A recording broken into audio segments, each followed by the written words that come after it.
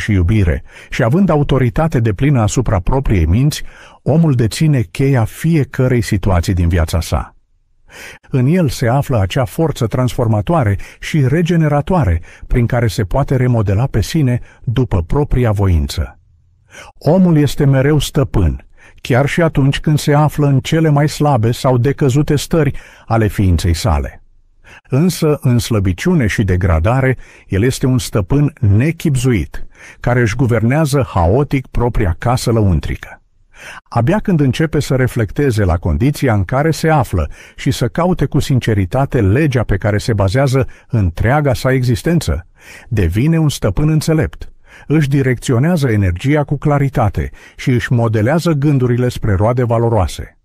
Un astfel de om devine un stăpân conștient și nu poate ajunge acolo decât prin descoperirea în interiorul său a legilor gândirii. Această descoperire nu vine prin noroc, ci prin aplicare conștientă, introspecție sinceră și experiență trăită.